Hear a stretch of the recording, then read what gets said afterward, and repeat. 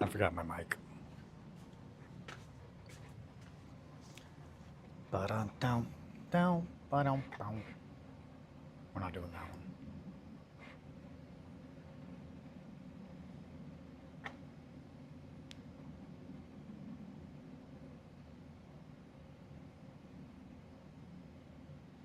Oh, hello, my sweet. So won't you come with me? There's oh so much to show in this Grimdark Distillery. And if you like bullshit or want some hobby tips, this Nightmare Priest non-binary Herald Magnificent welcomes you. Hello, my sweets. Nope, definitely don't want to do that. Let's see. Good morning, Shankly. Good to see you. Good to see you. Those models that you were working on looked sick. I really liked the guy with the big pot on his head, from what I could tell. Got a few minutes. Okay, well, I will try to do my best to make it worth your time while you're able. So, pick up with this guy real quick. Thanks, dude. No problem. No problem at all. They're legit. Faux show. So, pretty much spent yesterday working on this guy, which I'm very pleased with how he turned out. And got a little crazy and did a lot of rope making. So pretty much I ended up changing out the head. I just could not get the cables on the back, these specifically, to look right with the angle that his head was tilted. So instead of cutting them off and redoing cables with like a wire, I thought it'd be a lot easier to just switch out a head. And I knew that Sam already really loved this head, as don't we all. So pretty much just drilled some holes in it, ran guitar wire through to the backpack. That'll get some green stuff to fill in those gaps, and then put a little pipe in here.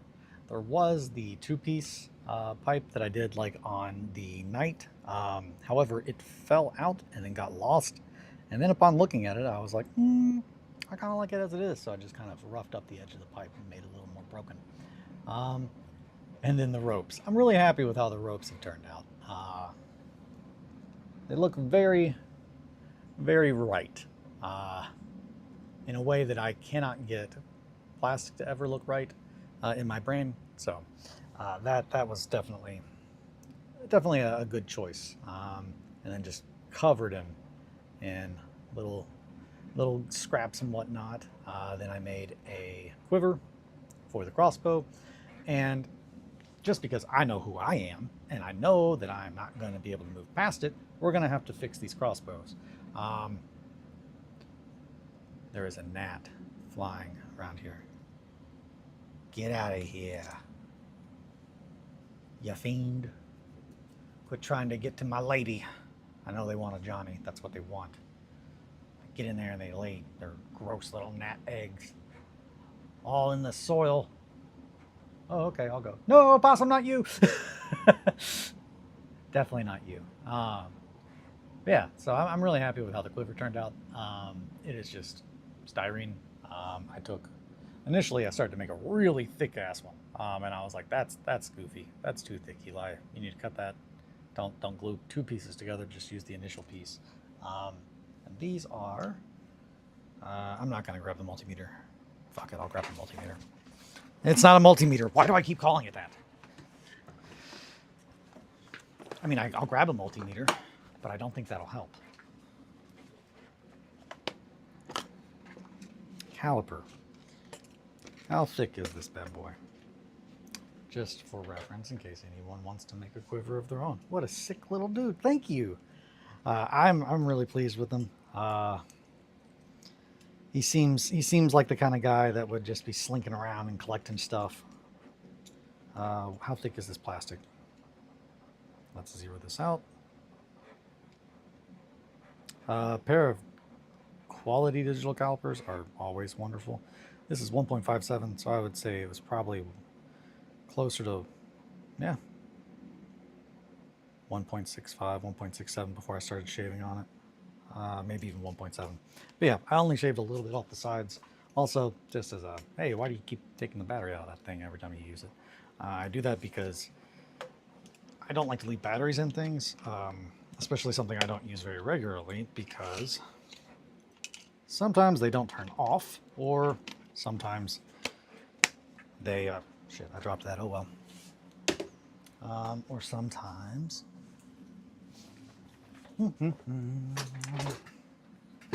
they stay on, that was it. Yeah, they don't actually turn off, and it just drains the battery, or the battery gets corroded and that kind of stuff. Oh boy, I'm looking at this desk now, and I'm like, man, I probably should clean this. Let's zoom out just a smidgen. Got the whole crew here, whole gang here today. Everybody wants to see their new friends that are going to try to throw them off of, castles and what have you. I don't think I covered where the lantern was from, but the little lantern on his back is a piece of the witch, the plague doctor, which was what this guy's body is based off of. He has this little silly hat, which I'm a fan of. Maybe your short circulating micrometer? My short circuiting micrometer. Yes. Perhaps. I don't know. That one I've never had it like stay on. I think it was more of just a fear, because I saw that as a constant like comments that they were just like, take the battery out because it will drain while you're not using it. But yeah, that's the little plague doctor's head. It's from Westphalia Miniatures. That's pretty much what this guy's body and his feet are from. I don't think his arms. Good morning, Roz, by the way. Roz, Possum, Shankly, thank you so much for being here. Anyone else as well, thank you all. So today we are going to be, shoot, where'd it go? Here you go. We're going to be trying to finish this guy. I'm pretty much calling him done, outside of that damned crossbow. And I can't, every time I look at it, it gets more and more like, I gotta fix that. I gotta fix that. So I think, shit, we might just start off with that. That way I can call this guy done. Yep, get out of here. Nat, you too. Quit flying around me. Yeah, so underneath this crossbow, I can show it on the other one. The part that you use to reload the crossbow by putting your boot into it, or your foot, or your peg leg if you don't have a leg, and you have a peg leg. That is the part that I'm trying to replace, because now that I've seen it, I can't unsee it, that it looks wrong. It's a blessing and a curse. So I've got to fix that, or I will be very upset by the time I'm finished with the model and I'm like, why didn't I do that? Because I'm going to know that it's there. I've already put in the effort. Might as well go full bore insane. Right? So we are going to put 2 little holes in there. I'm trying to file this down. And I might grab the assassins while I'm at it and just knock them both out at the same time. Because, hoo boy. Hoo boy. I don't know where I was going with that hoo boy. Hopefully everyone is having a good morning. It is bright and early. I think there are storms on the way, so that's fun, hopefully, for me. I like storms. Also, it's so fucking hot here that it's just like, I would like a little bit to cool off. Okay. My hands aren't there. Damn it. Come on. Eli, get out. Get out. What are you doing? Okay. So, what I did was pretty much just remove the arrow tip, as well as the little boot square. And the reason I did that is this is going to bother me. I know that's insane, but at this point, you all know what you're dealing with. You're here for it, I guess. But yeah, that. One, the bolt, the broad head is too big. It would never work. That's insane. And then the second one, I don't like that I know that there's just a filled-in square down there. It's just going to bother me after all the other effort that I've put into the model like that. That seems like it would be cutting a corner, and I don't do that. So We're just going to go ahead and nip this one off too. And I want to get them not too close because I don't want the blowback to warp anything. Shout out to Tamiya. I really like your nippers. And Excel. I like your blades. But I will say, I know X-Acto now has started to make a model like this. Looks sick. You a 40K fan? I am. I love 40K. I do not care for the company that made it in the slightest, because since I guess about probably 5th edition, realized that I love their IP way more than they ever will. And that's my beef with it.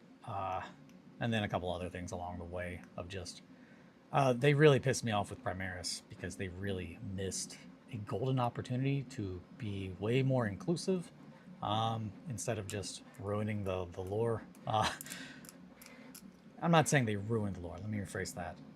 I don't want to, and I'm not trying to make anyone feel bad about their, if they like GW. I want to make sure that I express my opinion on things and how I see them. I almost grabbed an X-Acto at Michael's like that yesterday, but didn't pull the trigger. Yeah, I've almost done it too. Like I was like, I've got 2 knives just like that at home. I don't know if I need any more. I don't. I like to have 2, which, hoo boy, I don't know where the other one is. But yeah, I love 40K, Adam, to specify that. And eventually, we'll do some stuff here with that. However, my entire goal with this really is to try and give as much attention as I can to games that are made with the players first in mind, by players, and are not, in my mind, just like a money gimmick. I've just been in that world way too long. I started playing 40K in 3rd edition, and it was my escape route, like for most things, and I yap about that on here a lot. So it is a very, very, very, very special thing to me, and seeing just a lot of choices that the company, I mean, they killed the fucking old world. How much more of a they don't know what the fuck they're doing than that can you get? And then they brought it back, and I think one of my favorite was just Andy Chambers' comments on it. And he was like, "That was a mistake. I wouldn't have done that." Which is just like, yep. When he left, it was probably pretty clear that they were like, we shouldn't have let that guy go. He was Mr. Warhammer. Anywho, what I was trying to get at was, I've got another X-Acto knife or another blade around here somewhere. I don't know where it is though. Been missing it, but I like to have 2 blades. I keep 2 hobby knives, and I have more, but I don't like to use ones personally that don't have a lock on the back, because I'm a rowdy rough boy, and I often get too into the vibe and I forget the proper way to use it or to like keep track of it, and where the blade is and how tight it is, that I will end up hurting myself. And I mean a basic X-Acto, the point where you actually tighten the handle on the blade. That is where I have an issue, because that's where my hands are, and I typically, I guess maybe I grab things too hard. I got 2 strong fingers. I don't know. Not 2, but T-O-O, not T-W-O. I only have 2 fingers. Yeah, I don't know. I don't know. Actually, maybe I do know. Maybe it's in... I don't know. I don't know where Mother Knife is. But yeah, so essentially the difference would be this. On an X-Acto knife, as everyone knows, this is where you turn to tighten it. On Excel, they were the first to my knowledge. Now, if this is a like design that X-Acto made, I'll have to look into that. But this is where the turn is, which means that your hand does not hold it. So while you're cutting, you're not accidentally loosening the blade, which could cause it to skip, which would cause to ruin the piece that you're working on, or more importantly, hurt you. And I have done a large amount of damage to my hands over the years. Honestly, I don't know how this hand even still works, because that was my one. I'm just gonna zoom in on that so everyone can see this. And then I'm gonna tell you just a very quick brief, hey, be very fucking careful with hobby knives, because I think I used up the only one that we get as people, like the human species. Like, it was this. I don't know how I have no permanent damage, because I took an X-Acto blade to the hilt and it growed over my bone, and I did not cut any of the insane amount of very important tendons and muscles right around there. It sucked really, really, really, really, really, really bad. Could not use my hand for a little bit for anything other than like touch, because the it's just so sore. But yeah, be careful with your knives. That I wasn't being careful with the knife. I was being a dummy, and I happened to have an X-Acto knife in my pocket, and I opened a box. I don't know. I was just like, and just went right into my hand. It sucked. It sucked a lot. But that's my rant about being safe, my sweets. But yeah, I love X-Acto knives as far as the Excel brand, and I have a very strong passion for this the OG X-Actos as well, just because of so many years of using them. This is actually one of my wife's grandfathers. It is an OG, like 60s. I can't imagine the quality of the steel that's this. We probably haven't had anything made with like steel of this quality in like 30 years. Because like seriously, you can bend an X-Acto knife in half, like the new ones, I swear. But that doesn't really make the locking mechanism any tighter. It's just like, oh hey, I like that. I like to use it for just the vibe. I know he was really, really, really big into model trains and stuff like that. So he did a lot of small detail. Oh, he also was a woodworker. That's a big one. He did an obscene amount of really detailed woodworking with X-Acto knives and little carving tools that are over in my set now. So I kind of like just using the tools that were his, kind of keeping it alive, in memento mori. Anywho, that's what I was doing. Drills. We gotta get drills. Pin vise. Starrett pin vise. This is a very small. I'm not gonna measure it. It's 0.5. It's 0.5 millimeters. This one, it might be 0.55. That way the hole's just big enough to wiggle things around. But we are going to go in here. Okay. Yeah, I do love the setting of 40K. The grand tournament scene definitely is what initially started my first, like, kind of, I don't know if I like the way the game is presented. And that led me to pretty much leaving like the tournament scene. I played in 2 grand tournaments. I brought fluffy lists. I did not understand, I guess, the tournament scene at the time, which was 7, 08. I had never played against people that wanted only to win, that didn't want to have fun. And there were so many people, I can't stress this enough. Not every tournament player is like this.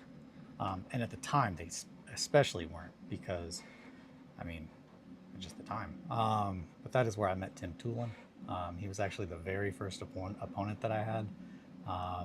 And I loved him so much. He, if anything, may be responsible for all this madness, because he converted every model in his Templar army that I played against. And that was when I had my Tyranids. And like, I think the most intense conversion I had done at the time was using Floam, Nickelodeon Floam. If anybody remembers that, it's not something that I would use these days, but it worked, and it did look cool. And like, even someone that like sculpted and stuff could not like figure out how I got the texture and stuff that I did. But Floam was this like these little beads of like styrofoam that had some kind of like little goo around it. Nickelodeon made it for like a little bit. I'm pretty sure it was Nickelodeon. So I was looking for a little piece of metal here, and we're just gonna grab this one because I don't want to waste any time. But yeah, I was slapping together some WGA zombies yesterday for in Harvest, and my X-Acto kept loosening. I cannot stress enough. My injuries due to that have pretty much disappeared since switching to the Excel, and it was after. And so just to explain what I'm doing here, I am going in and I'm bending a 0.5 millimeter. This is very thin wire, but this is music wire. It is strong as fuck. It's steel. This is steel.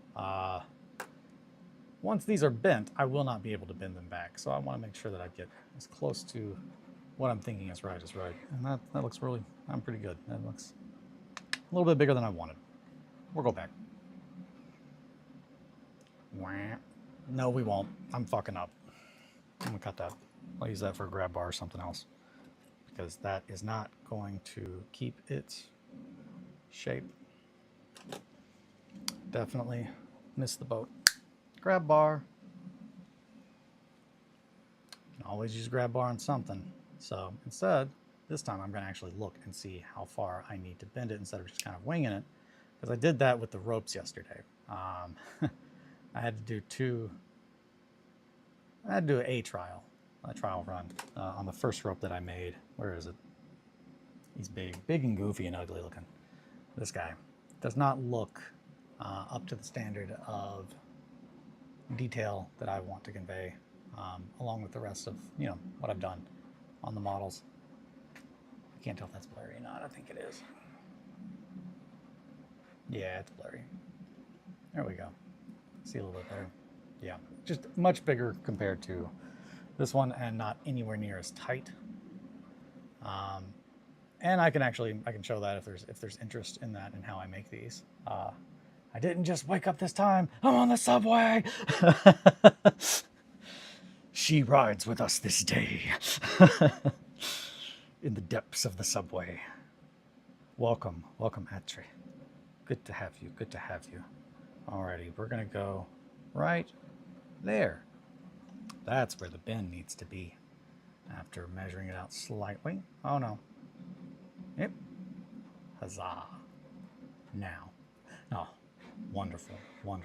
Well, thank you for joining us. It's always wonderful to have you.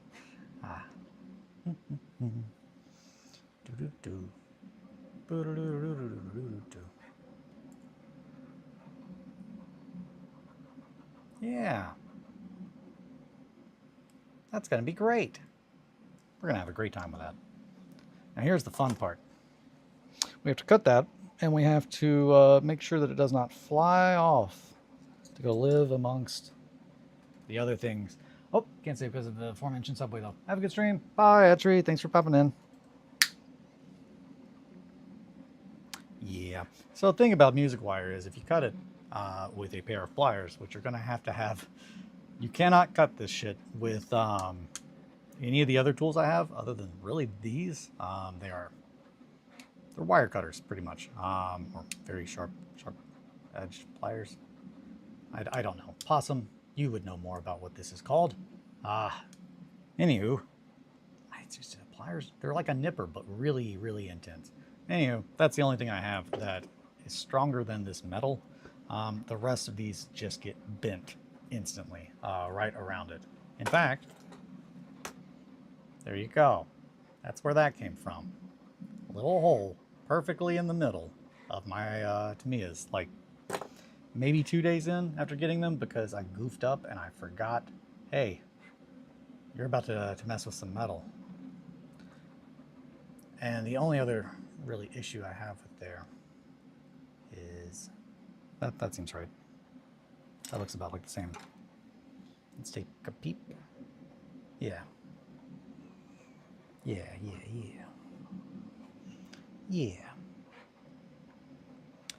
But yeah, I love Warhammer. These days, I don't play the tabletop like proper. I am way more involved in like the 28 scene, which is more just storytelling and character focused. I made a lot of really big demon models last year.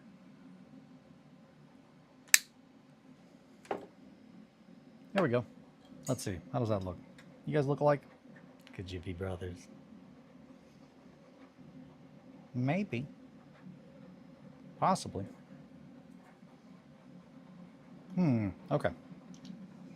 Let's put you in there, my little friend. No. Doo-doo-doo. Yep.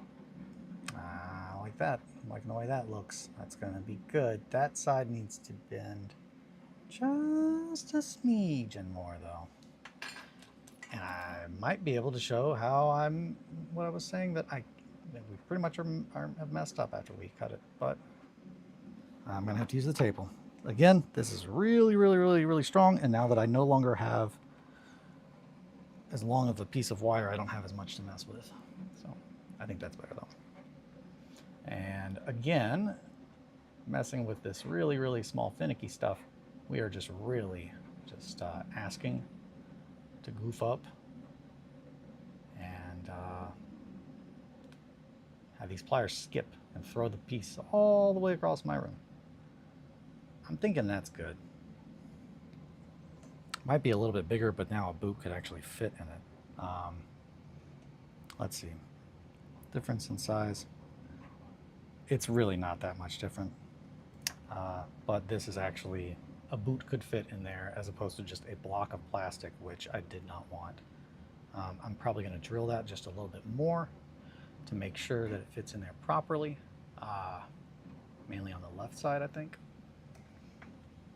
So Starrett is my favorite pin vise brand. They are a woodworking company, and it's not even remotely comparable in my opinion. The price difference between getting the best pin vise that I've ever seen, I can't imagine it being better, versus like a hobby one, which is just a very, very cheap, very, very cheap design. Typically. And I am basing that off of all the ones that I've bought over the years until I discovered Starrett. And I was like, huh, I got briefly into woodworking. I mean, I still have woodworking stuff, but it's not a thing that I'm pursuing actively. I would very rather spend my time doing things like this. However, I constantly am looking, or I was, not so much these days because I have most of what I need, tools-wise. I don't look for tools unless I'm like, man, I need to do this thing. Or if someone tells me, hey, did you check this thing out? It's really good for doing blank. Oftentimes that will be Johnny or Adam or Eric, the wires. They are very good at finding tools. Adam has a tool that I've not had a need for it yet, but eventually I could see myself getting, and that is a circle cutter. I don't think I bought one. No, I didn't buy one. There's no way. Did I buy one and I just fucking forgot about it? No. Okay, I thought about it. Yeah, Dispae, D-I-S-P-A-E. They make quality tools. They are pricey, but they make very quality tools. And the presentation, I will also say, is just stupid. When you buy them and you like get the box and you're like, oh, okay, this clearly is made by a company that like if they were the same price, I don't know the difference, but if they're the same price as God Hand, it's like that's the one you clearly would pick because they are made to last and clearly made out of very quality like material. I don't want to just grab the box and show it off. You can just look up anything made by Dispae. All their stuff is very, very, very, very, very, very, very high quality. And again, you don't need that. It's just if you have the money to buy one thing, I prefer to buy it once and only once. It's just a little bit too long, right? No, his foot would fit in there. Yeah, no, that's proportionately. I'm gonna look at a crossbow real quick, but I'm thinking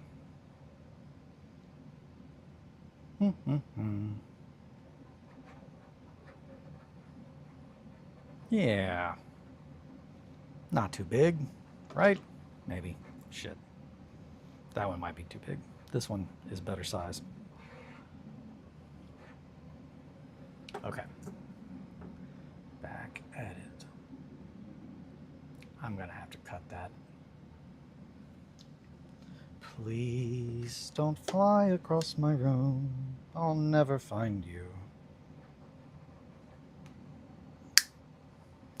So that worked for me this time because that's a round bend.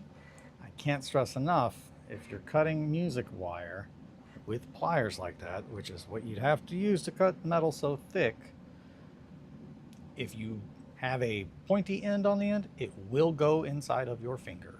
If you use it as a backstop, I've done that so many times and it hurts every time. Hurts every time. Alrighty. Get in there. Did I not make the hole on that side big enough? No, it's good. We're good. Yeah. There we go. Had to just get in a little bit of a groove. Alright, so now it's time for some super glue. We're going to glue that guy right in there. And then once we've done that, I'm probably going to make another one that is this size because I'm now seeing the other one I made is too big again. Don't just eyeball it, maybe. I'm still going to eyeball it. There we go. That looks good. I'm happy with that. Yeah. Much better. Much, much, much better. Insane, but much better. And the thing is, if I had to do 20 of these, yeah, no, would not do that. But I don't have to do 20 of them right now. I have to do 2. So it's absolutely worth taking the time for me, it's worth taking the time. Not everybody will want to be that as obsessive. Unfortunately, I can't help it.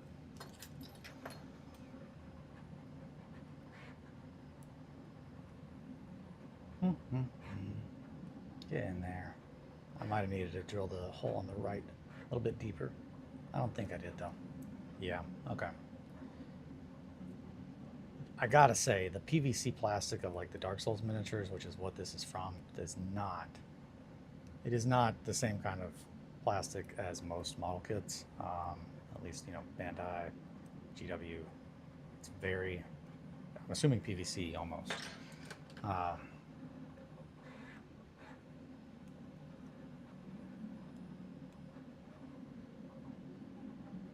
Okay, we want to make sure that's straight. We want to get a little bit more super glue in there. And then we're going to hit it with some zip kicker. Bam.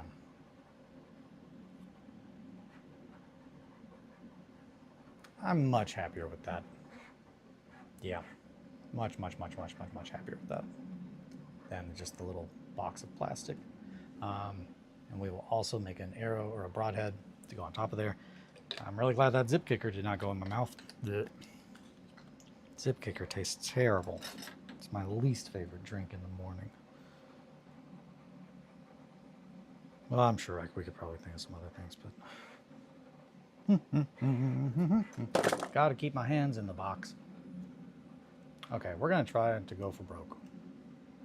Can we bend it? No, we can't. It's gonna be a grab bar. That's another grab bar.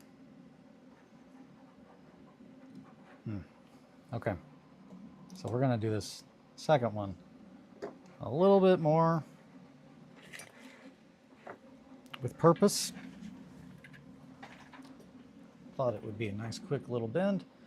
This is about like a 60 degree angle. Yeah, that's a much tighter bend. I like that way better. Okay, how wide are you? Tell me your secrets. I'm going to do it on the other end. No, I'm not. Fuck it. I didn't mess up. I didn't mess up yet.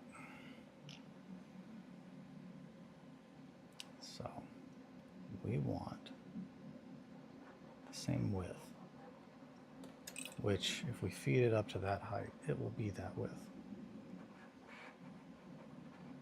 All right, get back here. Right there.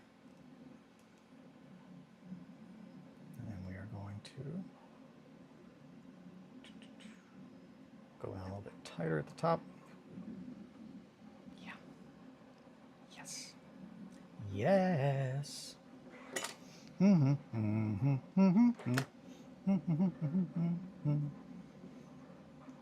Warhammer was my introduction to miniature, the miniature world back with 3rd. I played Tyranids initially, and that was absolutely... So my buddy Ed is the one who got me into Warhammer. Him and my friend Alan. And Alan played Orcs, Ed had Space Marines, and I started with Tyranids. I've always been a massive fan of all reptile-like things, and gribbly things, like aliens. So a bunch of alien, space, bug, dinosaurs is exactly what I needed to be like, yeah, I can roll with that. I do not have any of my original Tyranids except for the metal 3rd edition Hive Tyrant, which is not a good model.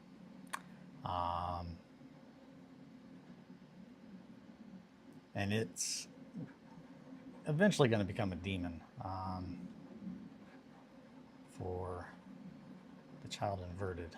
I've put some work into it, but nowhere near enough to be like it's close to even being conceptually close. So we're going to need to cut just a little bit more off there. Hoo boy. Moment of truth. As far as the broadhead, we are going to use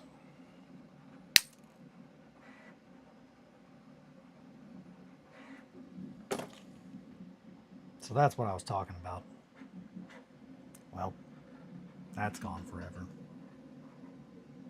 Also, I'm starting to realize I might be able to use these eye loops or an eye ring instead. Let's see, will they bend? Because that would definitely be easier for sure. Ha! Fuck me. Okay, yeah, no. Well, that was easy. Eye rings, everybody. Nowhere near as sturdy as steel. I can bend that with my hand. This is too... No, it won't be. It won't be because it's going to be close. It's going to be close. Impact there. Fuck it, I'm going back to the other ones. This time we're not fucking cutting it too hard, though. Alright, speed run. Speed run. No grab bars. No grab bars.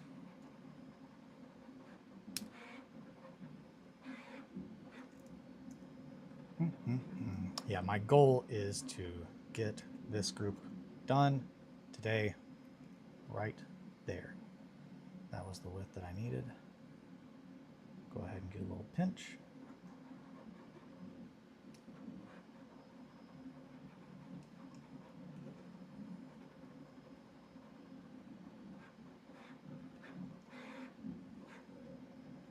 Yep, okay. And now the moment of truth. I'm gonna hold that as tight as I can. And I'm gonna cut these. And this guy is gonna go flying, and that's okay, because I'll be able to find him. Or I'm just gonna break it. There we go. So that is, hello, hello, Kira, how are you? Welcome, welcome, good to have you, good to have you. Doing some very ridiculous, small, fiddly metal work this morning.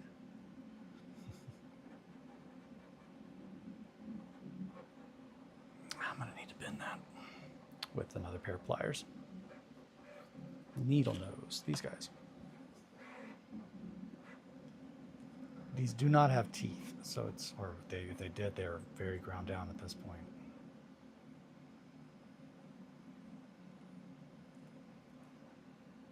Yeah, there we go. Now,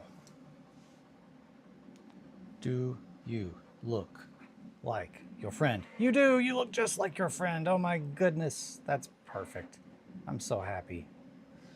Now don't go anywhere, because if you do, I have to make you a fourth time. We're not doing that.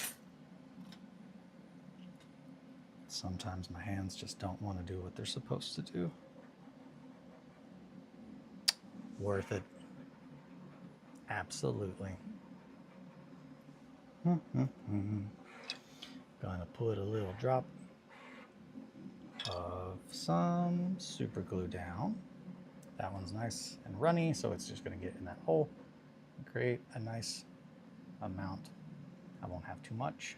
It won't pull up around the metal. Hi, Possum. Possum, what is the term for this? What is this thing? This is it's pliers, right? Or is this a side cutter? In the world of actual tools, it's the only thing that can cut like steel, like the steel cabling. I've seen miniatures and tinkering, so I was summoned. Wonderful. Well, it is wonderful to have you here, Kira. I would love to show my craft to anyone who is interested. All right, so those are our little foot bars. Now let me go look. Obviously, Possum, if that's an inconvenience, don't do that in any means. Okay. Well, to continue the debauchery and insanity, we're gonna make our broadhead out of steel. Well, not steel. This is brass plating. That way we get a nice, sharp-looking arrowhead.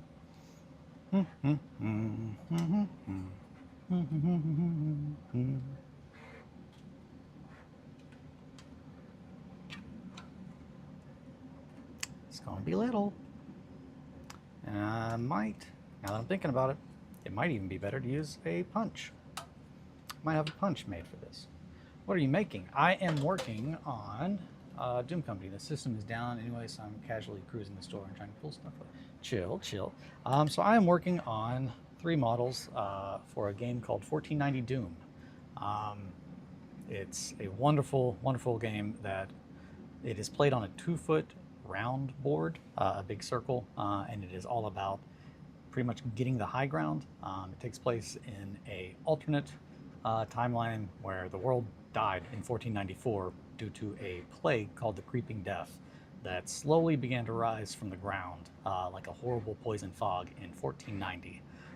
So for 4 years, everyone pretty much died, but the last few people that were alive were called Doom Warriors, Doom Companies.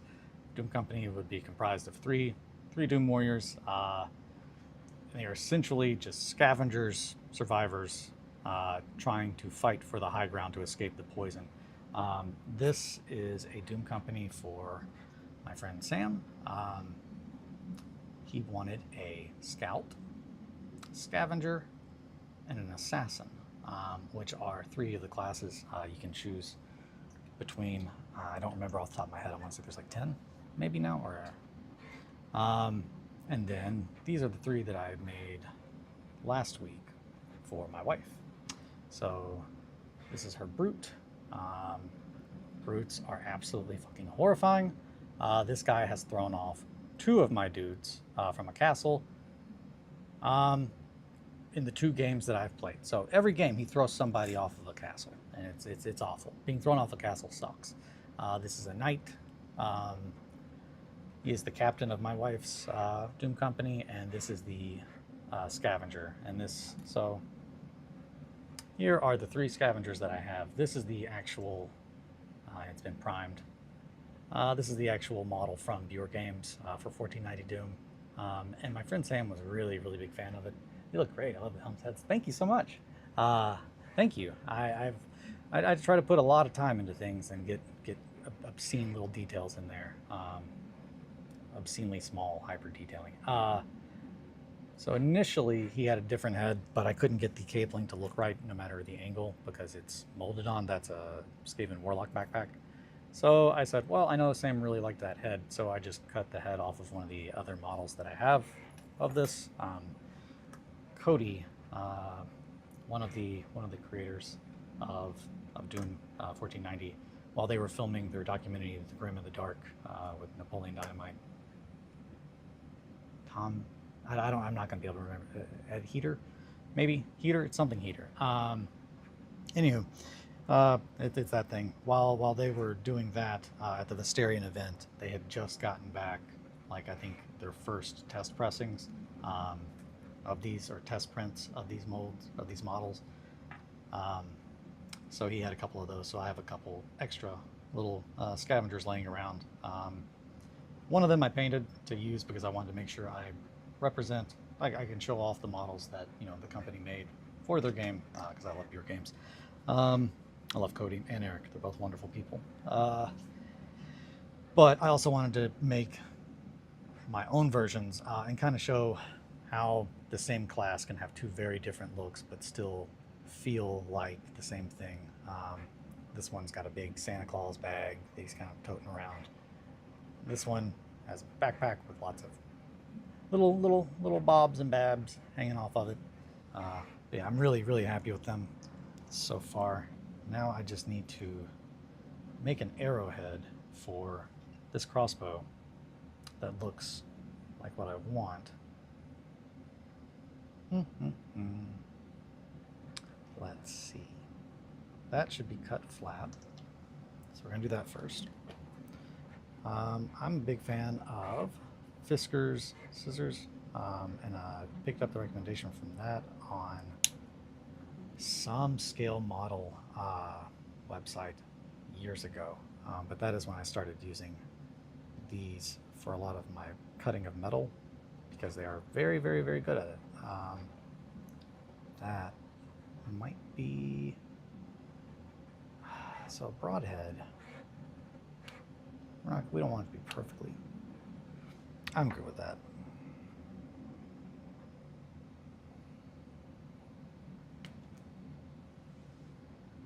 Yeah, we can make that look a little better. But go ahead and grab our wax pin. Shout out wax pins. Shout out to the bees.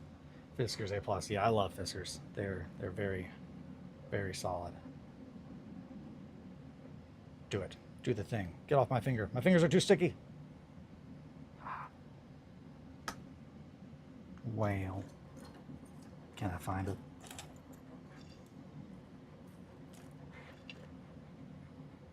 No. I did find another piece of metal that's already kind of cut though, and that looks like a much gnarlier little point. That looks nasty. That's more of like what I was wanting. There we go. Let's cut that guy.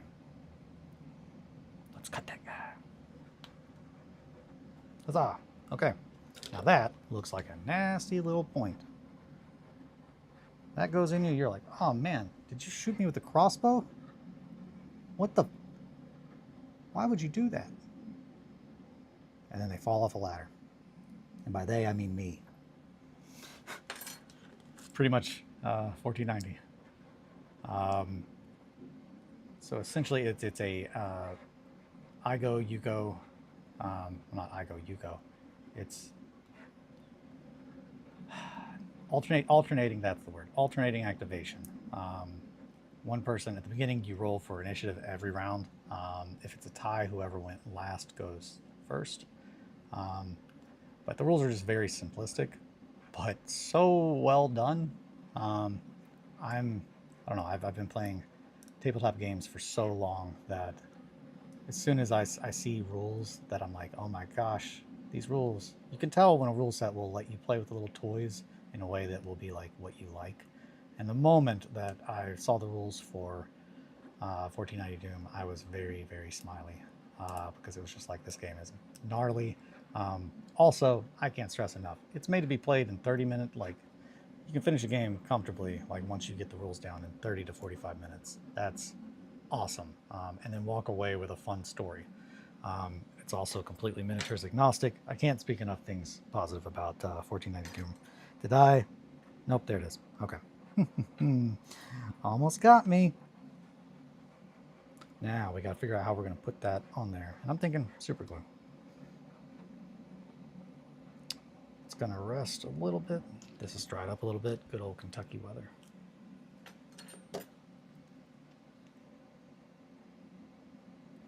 Get like a couple seconds before the super glue dries.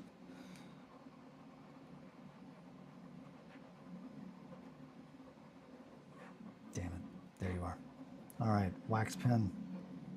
Wax pen, don't fail me now.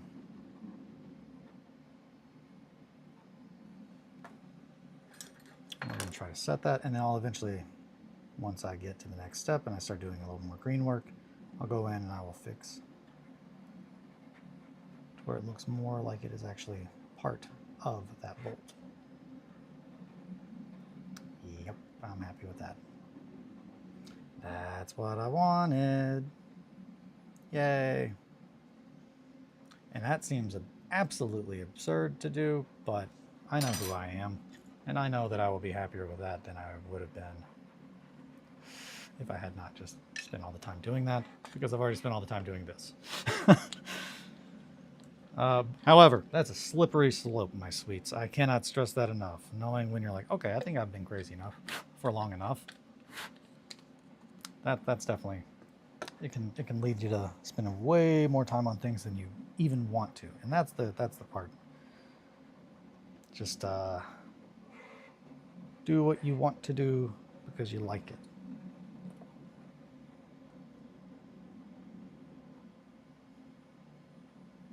Yeah, that looks good.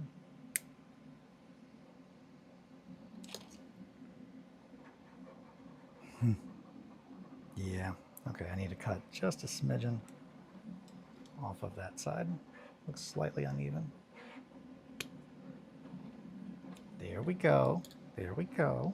That's what I'm talking about. Come here, you.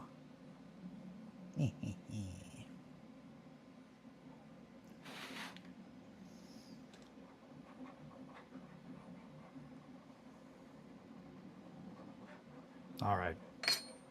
You're going to make me use the wax pen, aren't you? Where'd you go?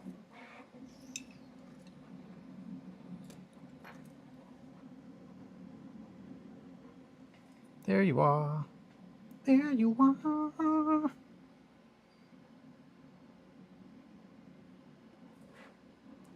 There you are, trash boat. New name? New man. I've been remodeling my kitchen, so the level of detail is different, but I can relate to making more work for yourself to just get it right. That's it, man. Like, for real. I've not redone a kitchen. I've redone a bathroom, and oh boy, that sucked. Pro tip, don't remodel the only bathroom in your house. Build another bathroom, then remodel that one. Because, spoiler alert, you will not have a functioning bathroom unless you spend a lot of time doing things in like a much slower progress. Also, my house is old. I can't stress enough the amount of gloves. I ended up going and buying just a multi-pack of, I don't know how many, probably like 10. They probably come in tins of rawhide gloves, because I went through them, one pair of rawhide gloves every day, because my house was built in 49. So they did this crazy thing. Hello, did you have to do cement board in your bathroom? It might be what I'm talking about. So this sucks. This stuff sucks. I've never experienced this in my life. And it ruined the nice pair of gloves that I'd been using instantly. If I hadn't had them, it would have just shredded my hands to pieces. The wall is filled with, it's like a cage material, like a grating, and then they would pour, I'm assuming that's what you're talking about. It's like cement, and then they put the tile directly on that. But God, getting that stuff out of the wall, because that's the only part of the wall. There is no like board behind it. It was just that stuff and then studs. All of that had to be cut out with like a combination of a foobar, I think that's what they're called, like the weird crowbars that are like really fucking strong, or super bar, sorry, and then tin snips, because I had to cut it out, like pull that shit out and then just but yeah, that sucked. Yeah, that's really the worst parts though. That's really the worst parts though. But yeah, I've never experienced that stuff before, but man, that sucked. So hopefully you don't have anything like that going on in the kitchen.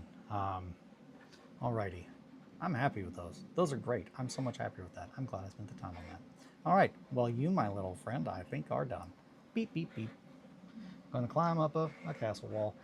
Scavengers are ridiculous in 1490. That's another thing that I really love about the game is that all of the classes have it feels very much like a video game on a tabletop. My house is a similar age. I had that, and most of my walls are plaster and lath steel. Dude, yeah, okay, yep. You know my pain then. Like, fuck. If I had $1 for every time I just want to hang a fucking picture. I just want to hang a fucking picture on my walls. Nope. Instead, I did exactly what I'm supposed to do. I put a hole in, and then the whole wall like crumbles around it because it's like, what even is this stuff? And then you got to fix that hole and then move a little bit to the left, or you got to like put a brace in there. And I don't know, maybe it's just me. I'm very safety conscious, and I don't want my cats to get hurt from a picture falling off the wall or anything like that. So I overdo things maybe a little bit, but I say that, and yet any like professional in like any kind of like trade, when they come in my house, they look at my circuit box or my shit, my brain's not working. They look at the power box right where it comes in, and they're just like, Jesus Christ, someone way over engineered your house. And I was like, yeah, it's me. I'm a design engineer. That's kind of my whole thing. I want my wife to be able to use a hairdryer while I use a drill press in our bedroom, and it be okay, because I want to be very clear when someone is doing something that they should not, the circuit breaker will flip. And unless you're doing something crazy, it should never flip. And it's just like, you got to calm down. What are you doing? Stop doing that. I'm going to drink my coffee today. I tell you what, it's not getting away from me and ending up cold. I'm going to check on Greeblin real quick, see what it's doing. It's been printing a massive piece of the Barstow's Hexbricks Cathedral, which I'm very, very, very excited about.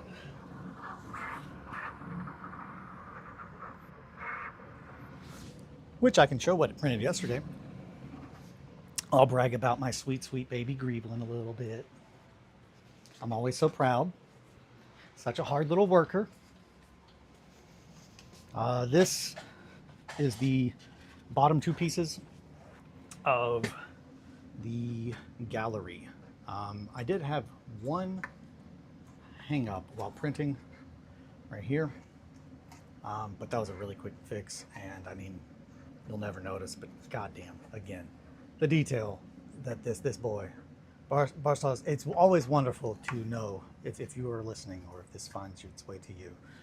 It's always wonderful to know that there is another psycho out there like me that just wants to make little imaginary worlds and have other people playing it and put an obscene amount of detail into it. But yeah, I'm really, really excited. The piece that Greeblin is working on now has about, I think, 8 more hours, and it's about that tall. So like the full piece it's going to be ridiculous, but that's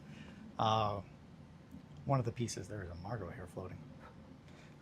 That's one of the pieces that like is finished, that has the whole full height still intact. I'll show the facade too real quick, because now that I'm thinking about it, I'm really excited. The facade is broken, so it does not go all the way up. God, he's such a crazy person. I love this thing. It's just some of the sickest terrain I've ever seen, as far as printing goes. Just next level stuff. It's very clear that he is an architectural student first and foremost, and then second, a passionate hobbyist. And the respect, I love it. I want as many people to support that guy as they can. Yeah, if you are interested in his board, which is supposed to be, because he's again a crazy person, a 7.5 by 5.5 board. That's just a cathedral. Like it is. He is making the boards that we all have been wanting to see in like 40K in the artwork, instead of having like, thin little walls like this where you're like, yeah, it's really cool because it's really big, but something seems off about it. It's the proportions. Once you start to add proportion into your games, in a noticeable way in one area, you will immediately see the lack of it in others, which is such a double-edged sword. And I realize that a lot of people are like, yeah, I just don't care about that much. But I really am just all the little characters that I make are typically just blasted into my brain against my will. And I'm like, okay, I have X amount of minutes to try and remember what that looks like and then do my best to just pour it out of me um, onto these little guys. So from here, we are going to work on either the scout or the assassin. And I'm kind of leaning on the assassin because I was really enjoying working on him yesterday. So I think we're going to finish that up. I just finished cutting out this little cape. We're going to go right here. That's where it's going to be attached. And we're probably going to put some kind of little clasp on there. And I was thinking about this. I sculpted those rivets on the knight's armor, and I think I have a better alternative.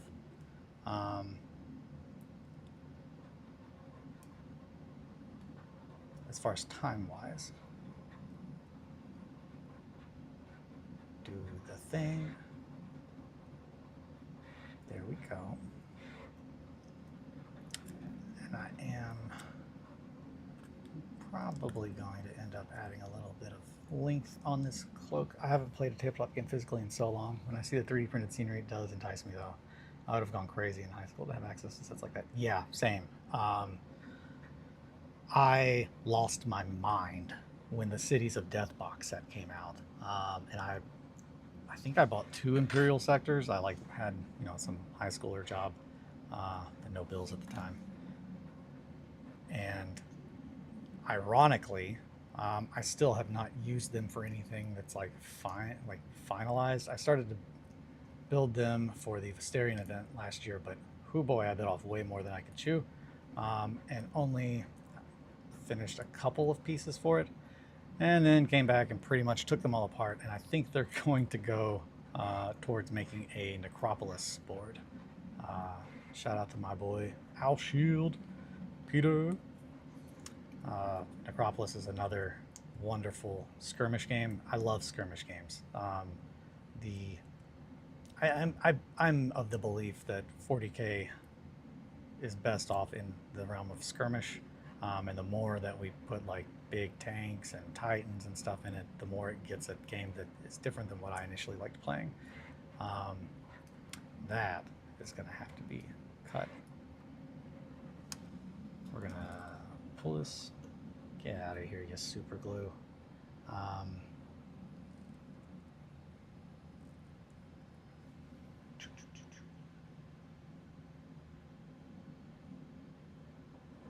Yeah, as Rogue Trader intended. Just as Rogue Trader intended. Yeah. Possum, you're gonna get me. You're gonna get me on a Rogue Trader kick. It's coming. I know it. I'm trying to fight it. I'm doing my best. I'm doing my best to not get distracted by all the things, especially Trench Crusade. But I think, I don't know, I might be able to swing a little Trench Crusade in there. Hex bases and all. Oh my gosh, did they have hex bases? I've not even thought about that. I really did not look through the Rogue Trader rulebook much when I got it. Which, man, I can't stress enough, that was a whole thing. My wife and I, something about us, we get the super special terrorist treatment every time. I get the special terrorist treatment every time because of my name. I do not use my legal name ever. I never have. So if someone buys me a ticket or something, and they put the name I go by, I will have issues when I get to our airport, because for some reason they are way more about frisking you down in public than even the airports in New York City, which is crazy on a level that I can't imagine. I guess it's because they don't have real shit going on here. That's it. That was an easy one to solve. Anywho, Yeah, I got a very, very special pat down. Uh, the last time my license did not match my ticket, and they couldn't piece together that the E is for Eli. I'm like, I don't know about this guy. This guy's a terrorist. But yeah, when we went to England for our honeymoon, I made pilgrimage to Warhammer World. Again, this like people often, I think, misunderstand the hate that I deal towards Games Workshop is out of being hurt. I love Warhammer, and I love Warhammer, and I love what it has given me, a sense of community that like I've never had, uh, especially like these days. But at one point in time, it was very much a safe space for me to go to and work on these little imaginary worlds.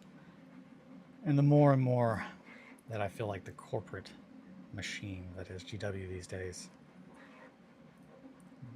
gets involved in making the game, the more the games become money machines. Um, and that's probably also absolutely a little bit flavored by my own stint of 15 years in corporate America uh, and knowing factually how the plans are made and how little logic is used in them and no empathy. Not to be negative Nancy, everyone. I'm so sorry.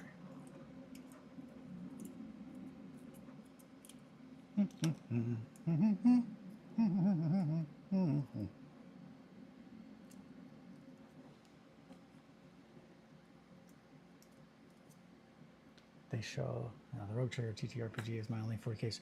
Oh man, Karok, shout out then, dude. That's rad.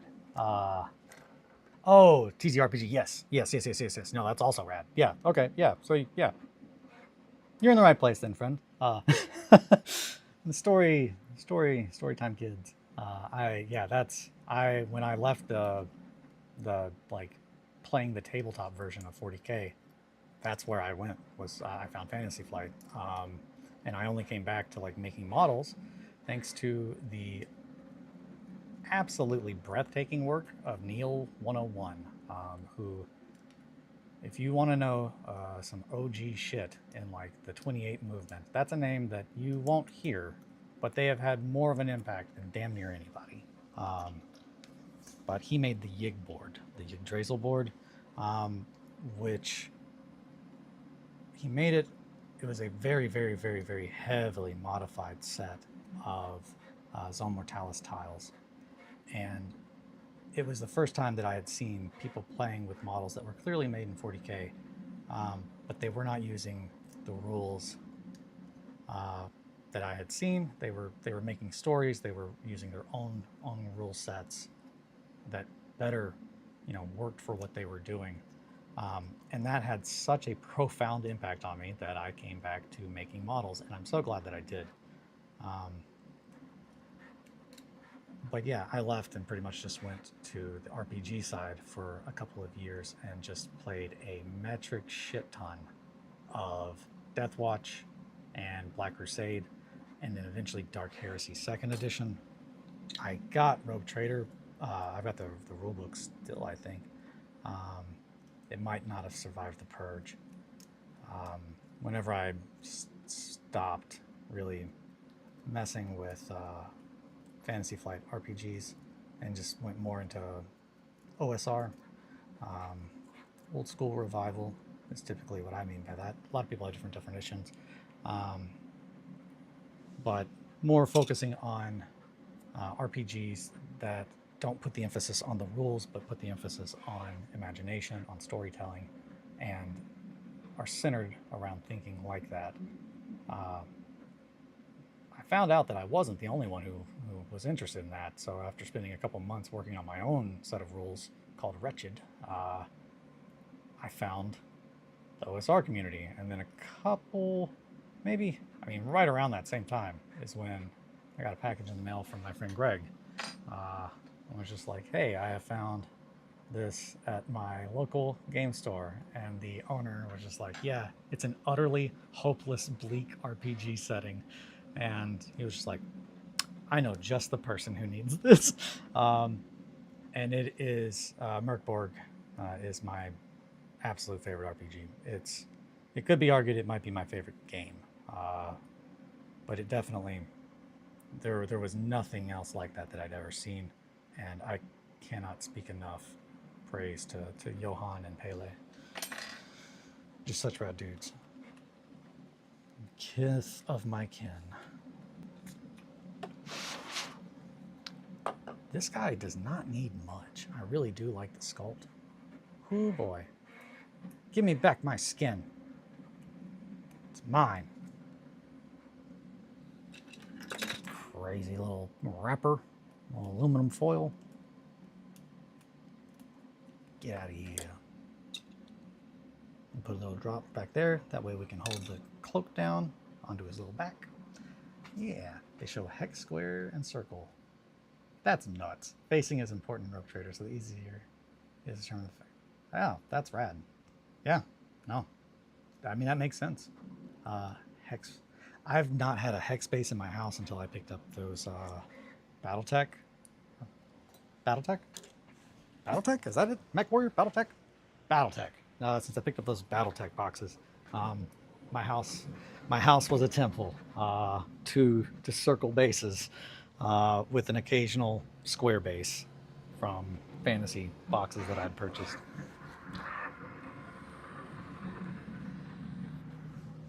I do love a hex base though. They seem very practical. And I mean that from as somebody who played a lot of Adeptus Titanicus, which I will give props there. Adeptus Titanicus is the best game that GW has ever made, and that's because of Andy Hoare. Anyone that is listening, anything to take away. If I am talking shit about GW, it sure as hell isn't Andy Hoare. He is if anything, to my mind, the last redeeming person that I know who still works there that made the stuff that I love. And it's almost upsetting and offensive because I know he did not write the Necromunda or the Adeptus Titanicus books in the way that they are presented. There's no way that he would be like, yeah, please break up my work into 12 different volumes and release them piecemeal so it doesn't really kind of make sense. I've always been a fantasy writing guy, but one of my players was so into 40k he convinced me to try Rogue Trader with him. Played for a year or so. It was a wild time. Loved all parts of the hobby. Hell yeah.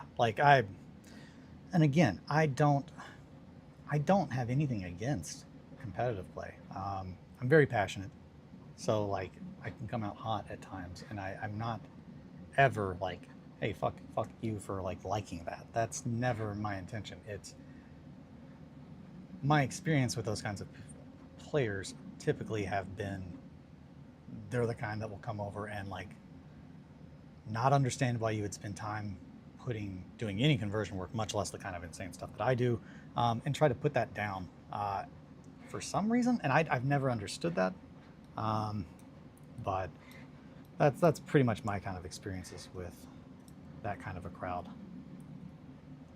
and I don't want other people to go through that. So it's just trying to do my best to present other ways to enjoy your little toys, and showing the ways that I make my stuff, because it is pretty different to how most people do. But it makes me happy and it feels natural, and I'm happier when I make them my way. I'm physically incapable, it turns out, of just putting together models for tabletop gaming out of the box. I found that out when I tried to prove a point. By my attempt was to print and paint an entire army in 3 weeks. Black Templar army as my army of spite, because the last group that I played 40k with, every model I make is like this, in the sense yep, I'm going to spend hours on every single one. So 40k does not really condone that kind of thinking. However, when you show up and it's just yeah, I've spent 10 times the amount of on my stuff, and I'm really happy with it, it just needs to be painted. And then you got the guys with the one thick coat or three thick coats, one thick coat of 3 different colors to make it like tournament legal, or just like, man, you should really try painting your stuff. And it's just like, dude, I've been in this for 27 fucking years. You don't think I've ever painted in model? I've painted and sold so many 2,000 plus point armies. I literally don't remember anymore. I just don't remember, and that just I can't go back to enjoying that kind of a hobby. But I never want to shoot down anyone's enjoyment of what they do. I get defensive. That's it. I've been told that my way to enjoy what I love is wrong for so long that I often have to remind myself not to go into situations where I'm going to talk to other people about the thing that I love. I have to remind myself, like, hey, you don't know that they're trying to put you down. They might just be like, I just like tournaments. Because I absolutely have had the pleasure to meet people like that through the 28 community. I am not a hard rule set guy, but I know so many people now that I know want more than just rules, that they love storytelling too. I do. I think the clear L terrain is stupid and those people should feel bad. I don't want anyone to feel bad. I do not understand that though. And I know that I'm not I'm definitely not the pinnacle of normal, of normality. So it's not surprising that I don't get it. But it is odd to me. But at the same time, I've met people like that in the gaming group that it's just like, yep, they don't want to paint their models. They literally like the math of the game. And it's just like, dude, just fucking go do math then. Like, you could do math and actually make money doing math. Here, you're just like kind of being a dick. And everyone else is bringing fluffy armies, and you're bringing Necrons based on 25mm round bases, which hasn't been legal in like a decade, and just troll behavior without realizing like troll behavior. And I will say, I'm easily baited, and I did make them rage quit. Because I brought an extremely fluffy Black Legion list, and I pounded their like tournament list so hard into the ground that they literally like left the room. They just were so angry that not only did I not game the system to beat them, but that I did it while using like the fluff and lore of my army. And something about that definitely is just like, thanks. I like justice. Justice.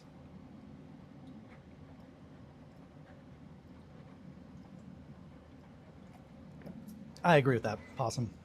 Ugh. I gotta finish this coffee.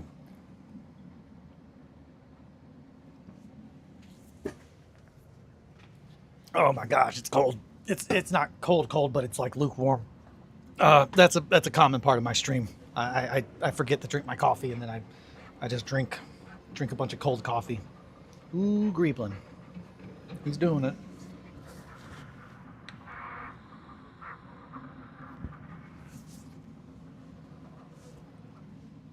But no, I absolutely would love to do some stuff with 40K. I'm actually going to pop in here real quick just to show off. This was my Abaddon conversion. That was my sorcerer. And he was a lot cooler before I removed a lot of his parts.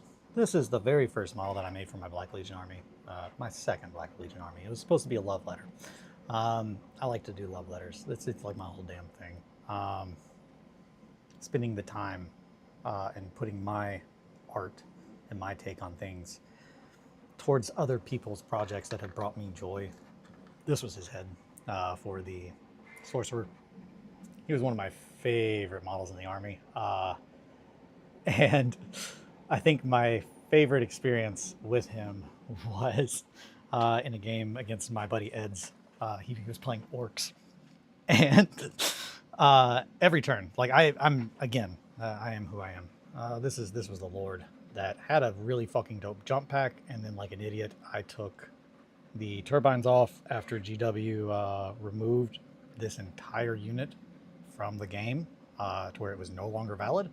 But his head, I was pretty happy with his head. Let me try to see if I can zoom in a little bit further on there. His head is a reference to my favorite work of art which I can go grab it from the codex, but it's Adrian Smith. Uh, it used to have horns on there, but I clipped them off to, resculpt them at some point, never went back. But that's a mask, that's not his face. It's a mask, and it's supposed to be fitted up to his head. And I was going to sculpt something on the back or little straps to show that it's holding on there, but it is supposed to be a nod to the piece called The Chosen of Abaddon by Adrian Smith, which I cannot stress enough how much the artwork in the 3.5 Chaos Marine Codex influenced me and my art. It's really where my love of grimdark came from.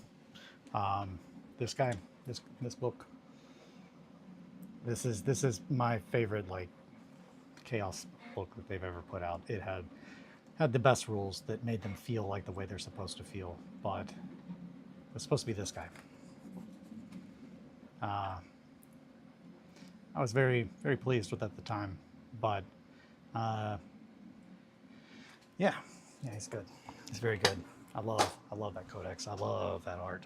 There's so much good art in that codex. If you have like $15 to spare, I'm sure you can find one on eBay for less than that. Probably like between 5 and 15, unless other people are on that now. But yeah, I think competitive play is fine. I do think that inherently it's a little silly because the game is so unbalanced. Like, it cannot be balanced. There's no way to make the game balanced at this point, because that would utterly ruin the entire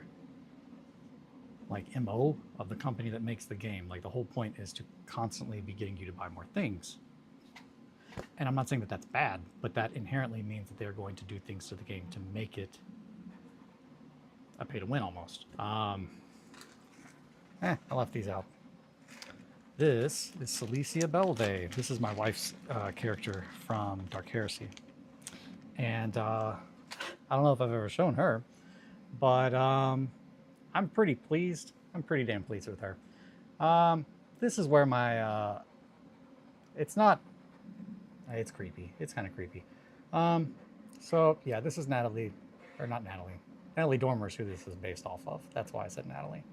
I spent months, not months, at least weeks, staring at a picture of Natalie Dormer's head while sculpting this, trying to get the head shape right. But yeah, that's just because that in my head, there is when we were playing Dark Heresy, I saw this character and it's just like, okay. And then when I think I saw her first in Game of Thrones, and I was like, oh shit, that's Celicia. And as soon as I saw her with the head shaved on the side and whatever, I think it's like Hunger Games, I was just like, fuck, that's literally exactly like what I had envisioned, like this character always. So then when we started with the Wires, this character is actually about 100 years past the point where our Dark Heresy campaign stopped.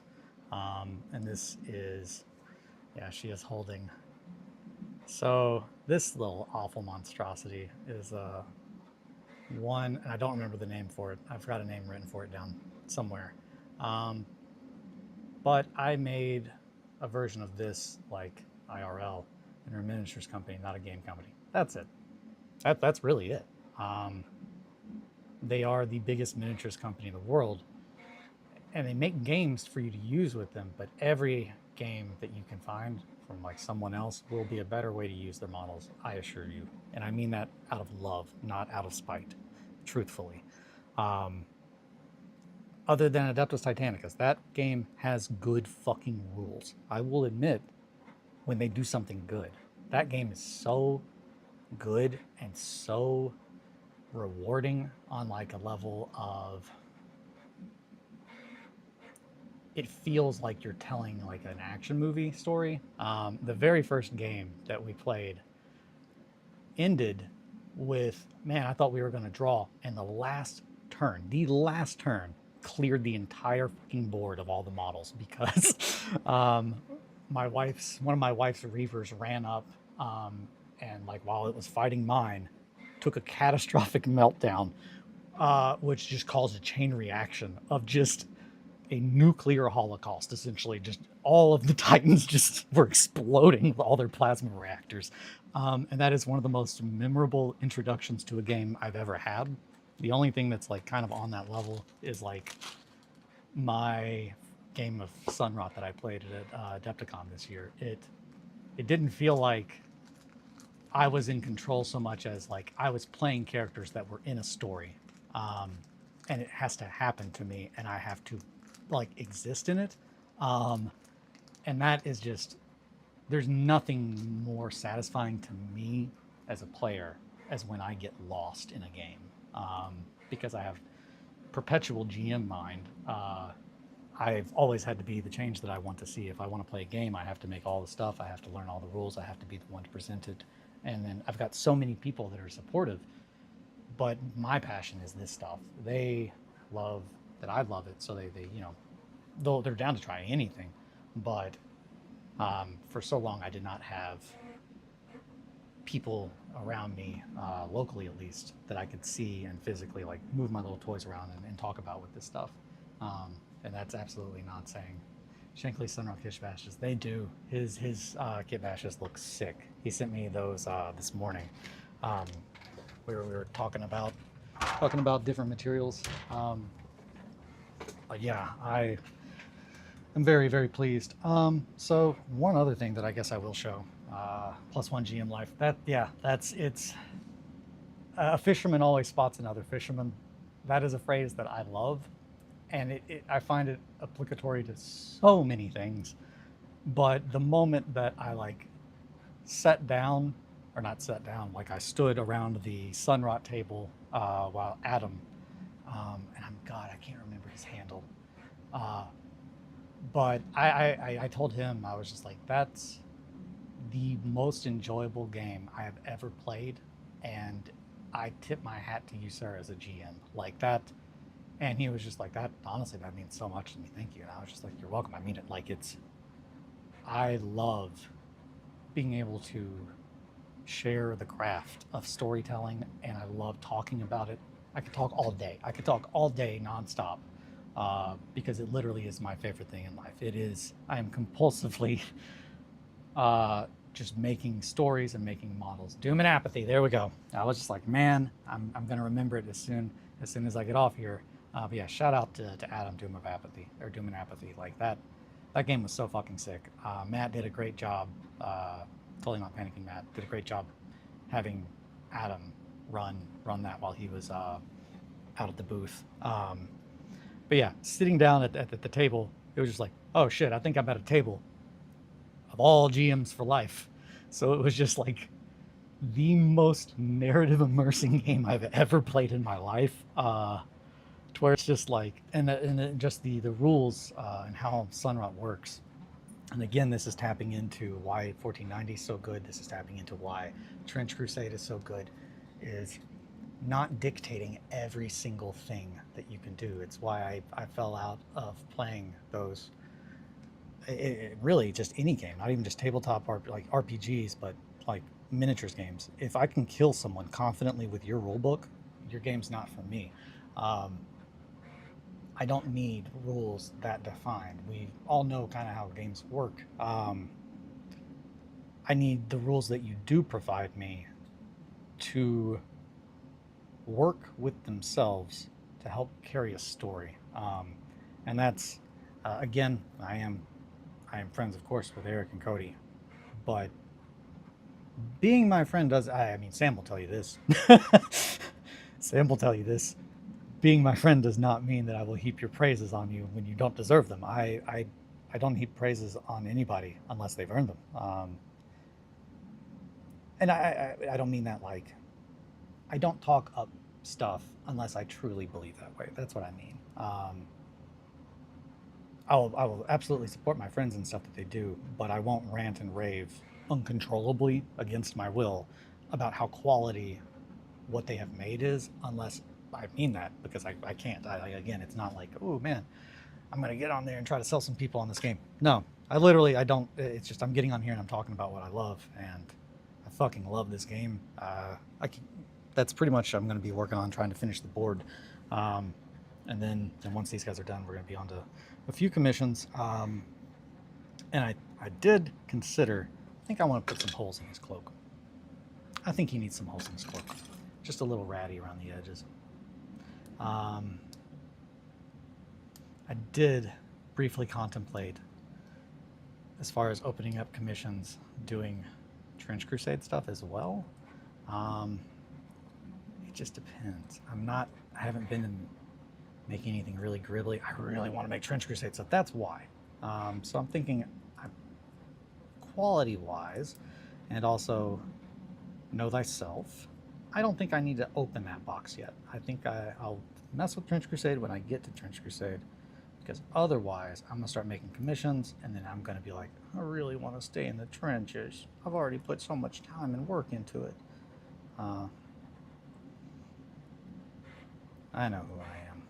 I'm not letting that get me. And I don't know, this is a little too straight. We might need the poker. Where's my poker at? That's not it.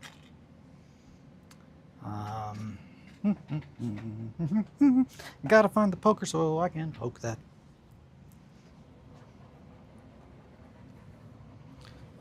Johnny is recovering from her transplant well. I'll probably put some pictures for anybody who wants to see that in the Discord. She's recovering. Got more leaves now. Doesn't look like I just brought my bonsai downstairs to kill it. I'm gonna grow a bonsai in the basement. Kills bonsai.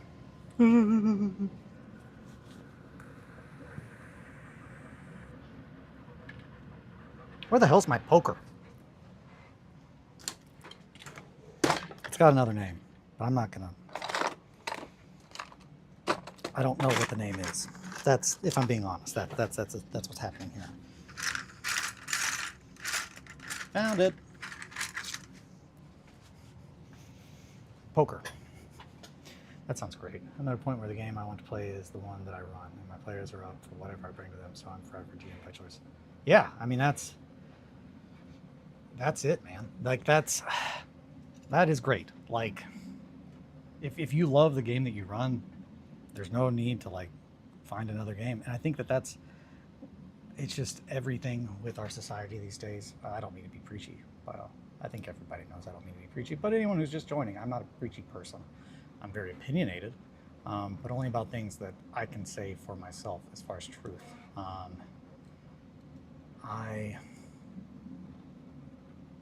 think there's so many games, and there's just only more every day. And I do absolutely want to try, you know, when like, especially if it's a friend, because I know so many friends now that are making games. I want to make sure I try to give all of them attention, especially if they're like really something special. It's just, man, there are so many, and it is really easy to get pulled into working on things nonstop and never actually getting anything done. And that is the thing that I have to say negative about Titanicus. Why I don't still love Titanicus is because it makes me feel anxious on a level that I don't enjoy, and I'm kind of tired of doing. And it's the anxiety of spending months of my life on stuff, and then it being disregarded and having to be redone because the rules have utterly changed. And if I want to find someone to play outside of my house, you know, I have to change my stuff too. And after doing that enough times, I'm just like, yeah, I'm not doing that anymore. But the part of me that loves the models and the characters and stuff, it's just like I want to show that they've changed in some way if I can. So it's just like I get stuck in like a loop essentially. But with Titanicus, because there's so much more work due to the detail on them, all that, it just was so crippling for me to like, okay, I'm going to stick with this Titan Legion because I have had too many games where I just went to go have fun and I shouldn't have even set up my stuff because like the fun is over the moment the game starts. Um, and I'm mainly talking about like, oh yeah, I wanted to go play with my Tyranid Swarm army against like an Eldar Kiting army list. It's just like there's no way I'm gonna even get in close combat with you because my rulebook came out 3 years ago. Like, it's just that kind of stuff. I'm gonna add some stuff, little pouches and stuff, but oh, and he needs a quiver. Good thing I already made one. And we'll put it on that side. That looks good. Yeah, that looks like a good spot for a quiver. Eh? Hang it on your belt. Hang it on your belt.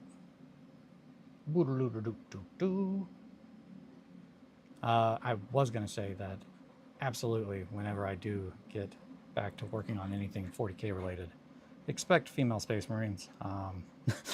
And expect them to be my kind of female Space Marines, the kind where they look like men.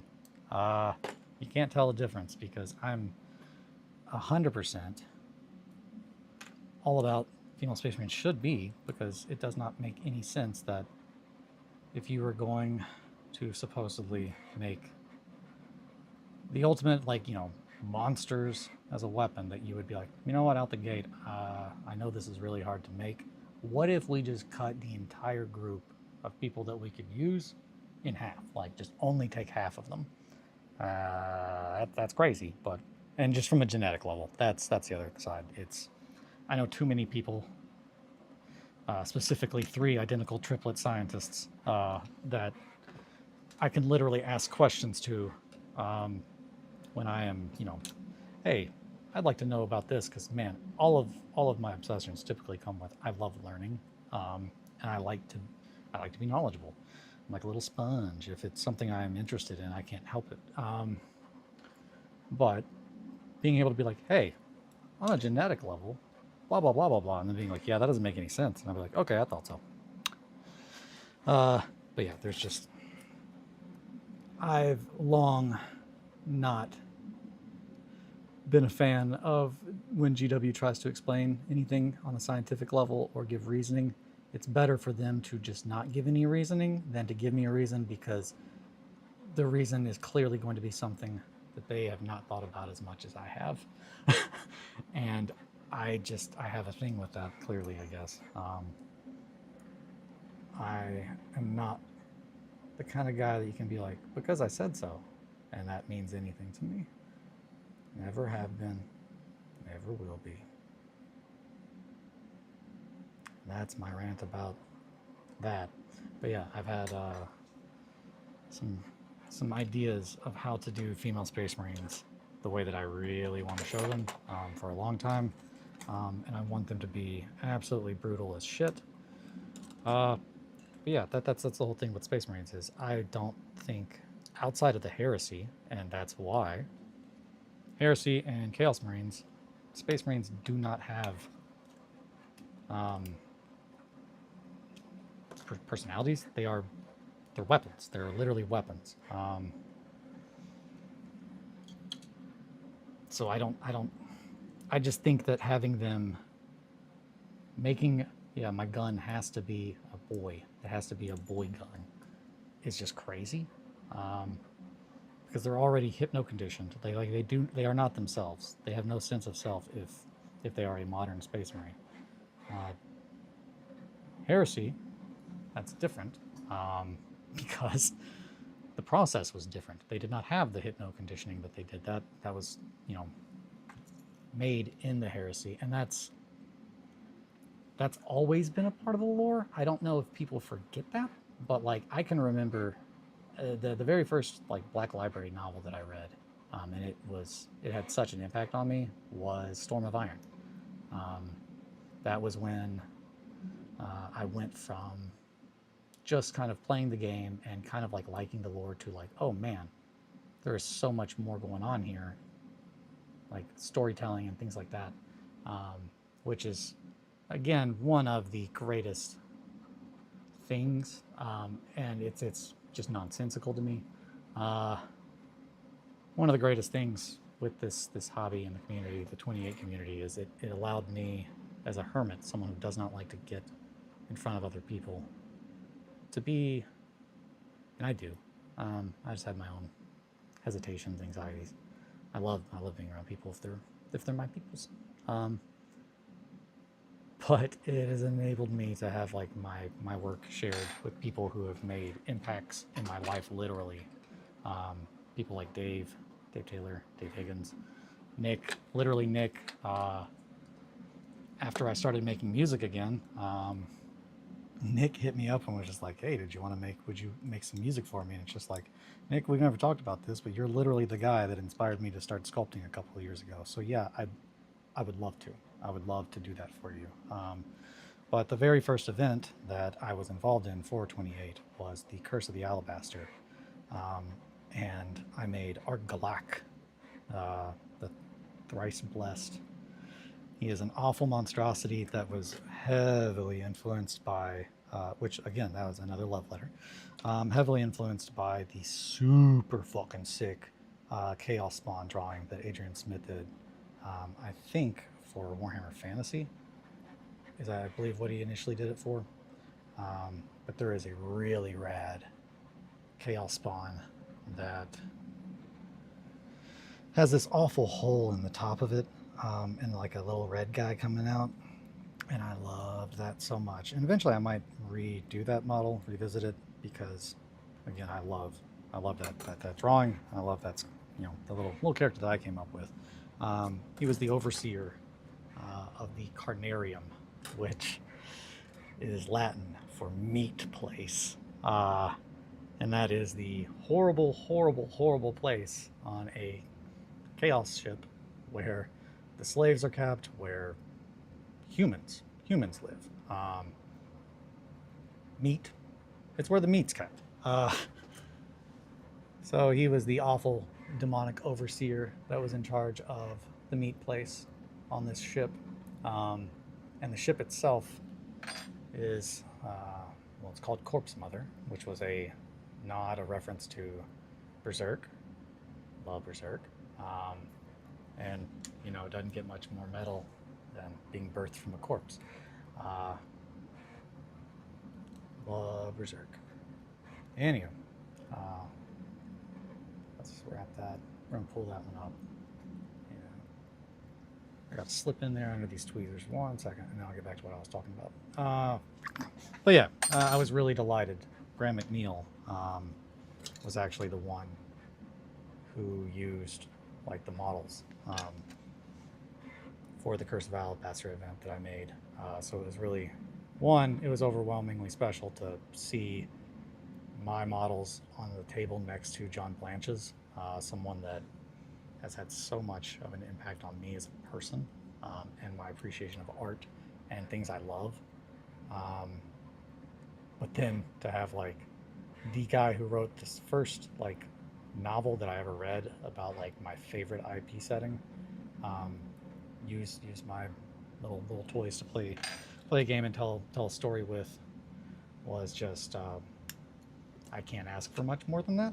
I don't know what else to ask for. So it's great. Always excited to see people that inspired me like what I do, or think it's just not bad, even.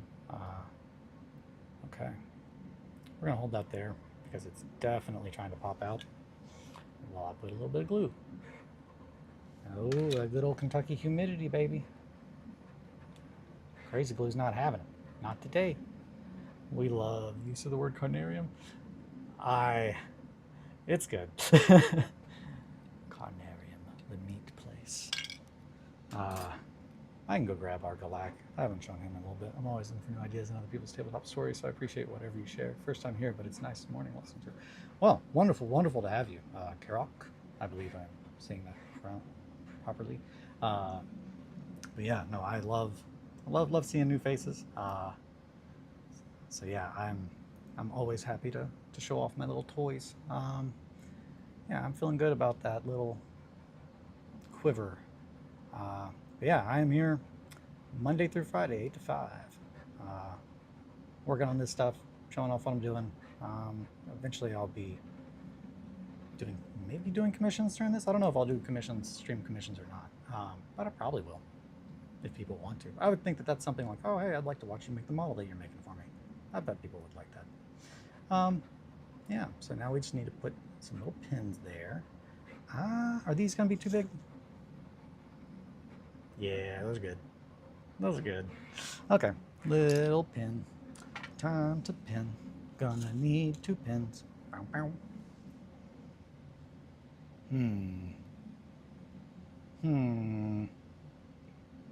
All right. I'll cut it on here. Now this, I'm gonna just push in because it should just slide right in there. But I gotta use a wax pin. And I was gonna go get our Galak. Yeah, there you go. You'll fit right in there, friend. That's gonna be where that one's gonna go, and this one's gonna go right here.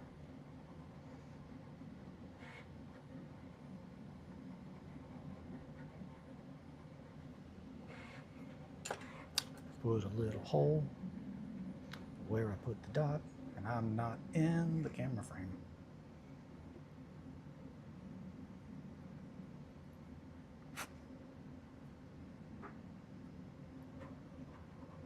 Alrighty. But yeah, Corpse Mother is supposed to be, it's a demon ship, a ghost ship. I love ghost ships.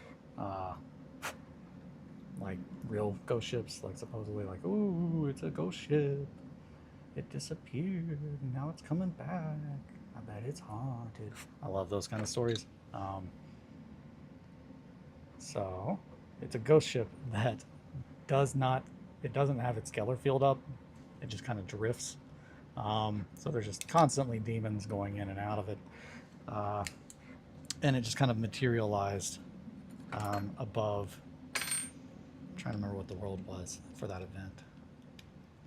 The Alabaster. It was the Curse of the Alabaster. The Alabaster was the name of the ship that crashed. And that's what it was. The Carnarium, they were drawn because of all the psychers that were released in that.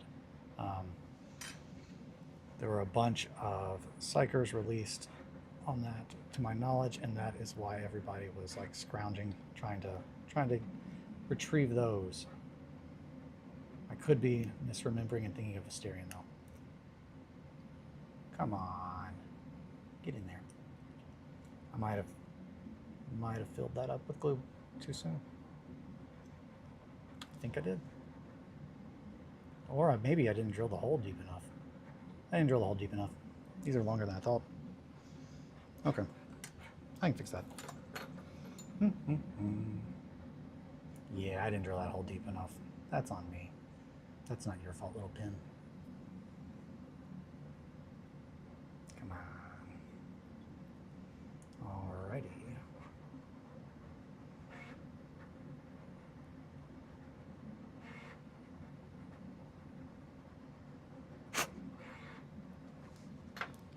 All right, let's check now. There you are. Come here.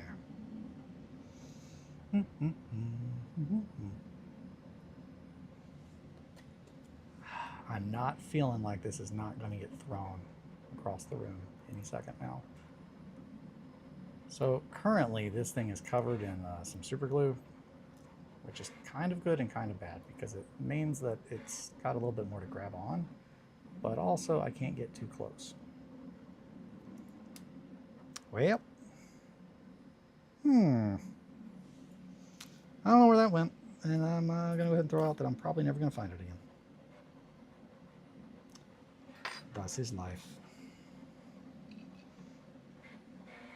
Alrighty. So we're going to cut this one a little bit shorter then. That way I don't have to be like, why isn't it going in the hole?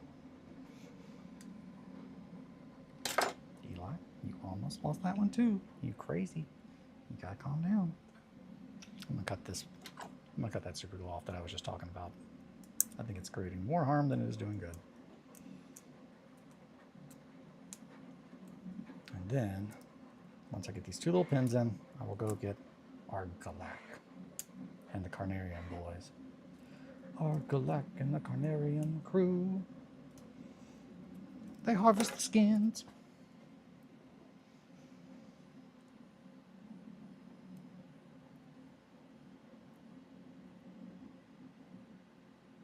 Get in there. I think it's because this thing's magnetized. It's just not. As soon as it feels any resistance, it's just like, nope. Okay, wax pin it is. Come here. Do the thing. Come here. Get over here. Yay, I got it in there. Damn it, it came out. Okay, push in with my finger.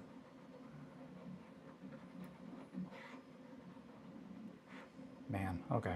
We are about to switch to rivets, like an actual rivet, because I'm getting a little frustrated with this. Come here, you.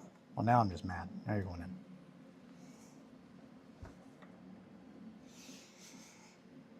Get in the hole. Do it.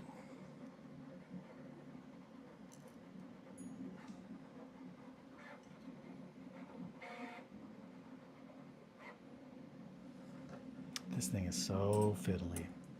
It could be a sign that this is too fiddly, but I refuse to accept that. Get in the hole.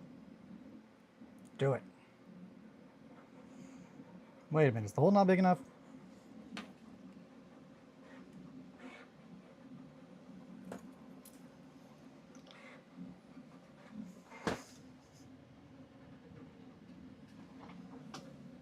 Okay, I don't understand. You fit in the hole, right? Yeah. Why? Why are you doing this to me? You silly little nailhead. Get in the hole. The lid. I'm headed to a meeting. Hopefully I can catch you in the mornings more often. Have a great day. You too. Thank you so much for joining us. Sorry, I've been fiddling with this for forever, but thank you for the conversations. Always wonderful to meet a new friend.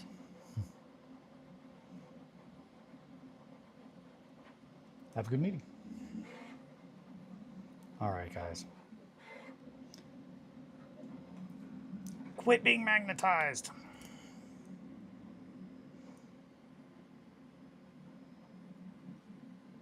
It's going in.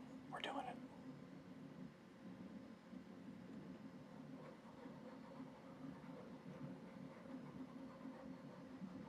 Get in there. Do it.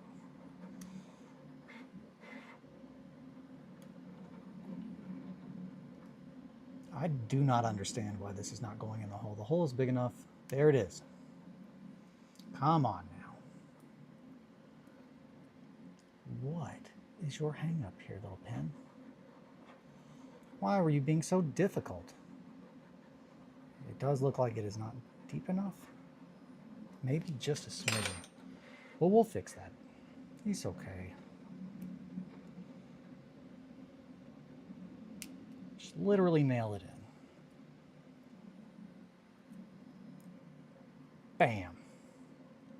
And that is how you hold a little cloak in place with a little piece of metal. This is not going to be liquidy enough. Need that one. There we go. Get in there. So that definitely lets me know I need to drill this deeper because I don't want to do this anymore. I really am tired of fiddling with these little pieces. They're a lot. They're a lot. All right. Here we go. Off the dome. Snip.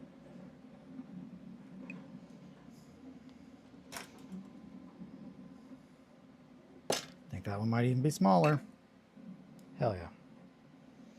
We're doing it.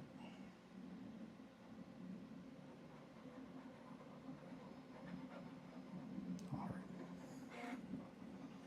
Come here. Get in the hole. Do it. We're not going to use metal because this is clearly extremely magnetic for some reason. That's metal. Get out of here. That's plastic. I don't even know. I don't even understand. Why are you being difficult? This is what you like. Why do you like this? And it's in. Swish. That only took 3 years. Maybe. What year? Okay. What we did is just put these 2 little pins in. That seems like a lot of work, a little excessive, but they look real and they look like they're shaped like a pin would be at that scale. So it's worth it. It's just that was more frustrating than I have ever had putting little nail heads in. More frustration. More frustrating than I've ever had. More frustration. While doing this specifically. I start showing it online, and people are just like, looks like you don't know how to do this. And it's just like, I've done this so many times. And he's just like, no, he hasn't. He's lying to you. Can't even get me to not stick to all of his knives. So we got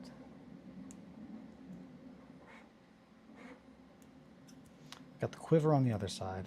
I'm thinking he needs some rope. I don't think I want to give him that backpack though.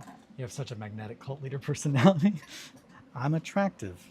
I attract things. Shit, I don't remember the next line. Something. I attracted. It's Ariana. Little Ari.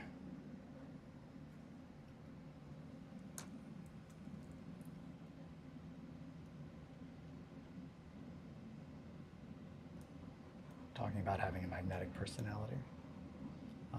That's what the song's about. Not her bragging about being attractive, but it's a play on words.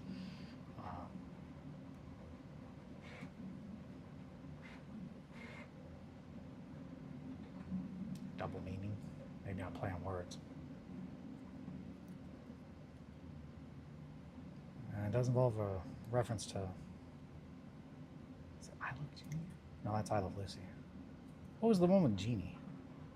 What was the 90s? Was that 90s? Early 90s? Late 80s? No, that's 60s. What the hell am I talking about? I Dream of Jeannie. I'm a crazy person. It's wild. We did it. There we go. Fucked around and found out, kids. We can fix it. I can fix it. Seriously, though. I honestly like that more. I'm gonna call that a win. Now it's got a nice tear in it. Looks like it's actually gonna be really rough. Yeah, nope. That was a happy accident, if you've ever seen one.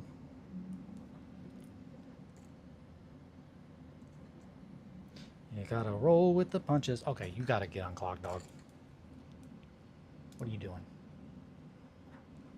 I need you and your super glue, not the other super glue right now.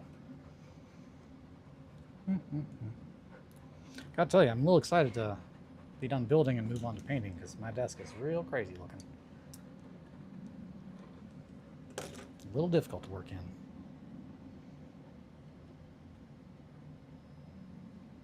Making problems for myself and then complaining like a big old baby.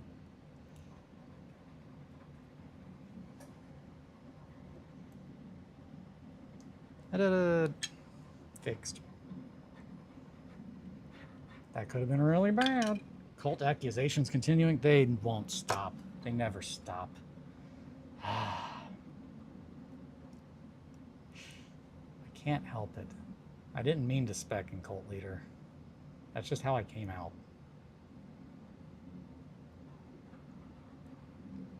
Sam and I often joke that it's just like I just spec'd in all willpower. I'm just like, if I want to do something, I can do it. If I don't, I literally cannot. Just incapable. That, and I think my upbringing just makes me want to preach out when I see things that are wrong in my opinion, while also providing my own take on it to see if that helps people, which is pretty cult leader-like.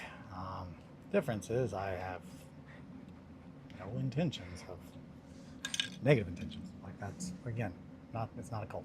It's not a cult, but it's also kind of a cult, which is just a group of people who share similar interests and ideas.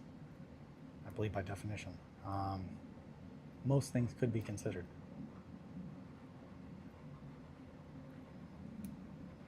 Or philosophy. I don't think it's expressly, I don't think the word is expressly religious. The Forbidden Psalm cult book is very cool. That is cool. That is a very good, wait, cult book? Is it like a book about cults? That sounds rad. I love Forbidden Psalm. Here's the question, it's like, do I already own that? Do I already have that thing? All right, we're gonna do a little zip kicker. Endless Horrors. Gotcha. Endless Horrors from Beyond Between the Stars. Yes, I did not. I don't think I backed that one. I might have. That one slipped through like the cracks when I was like working on other stuff.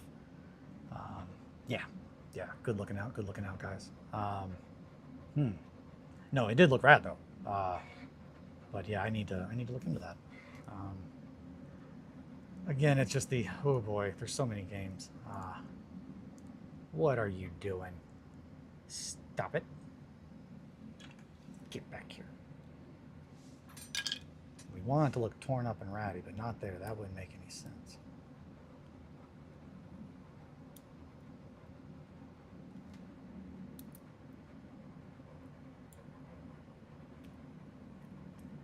All right, my sweets, it is 10:03, and my bladder believes it.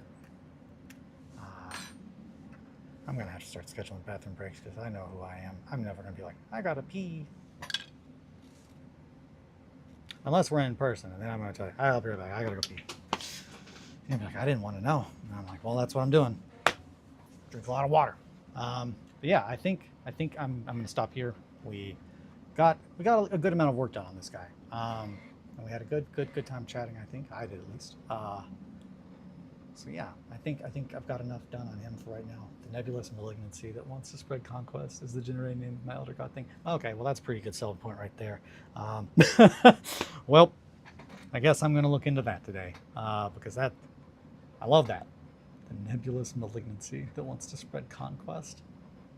That's wonderful, man. I love occult shit. I love eldritch beings, all of that. Oh, wonderful. Is this? Nope. Thank you for the stream. Yes, I gotta go pee. I'm getting distracted again. All right, I'm gonna get out of here. Thank you guys so much for hanging out and keeping me company. I'll be back again tomorrow. Yeah, same time, same place. A completely different place. But yeah, thank you all so much for hanging out. Take care.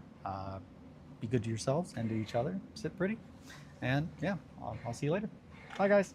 Thanks.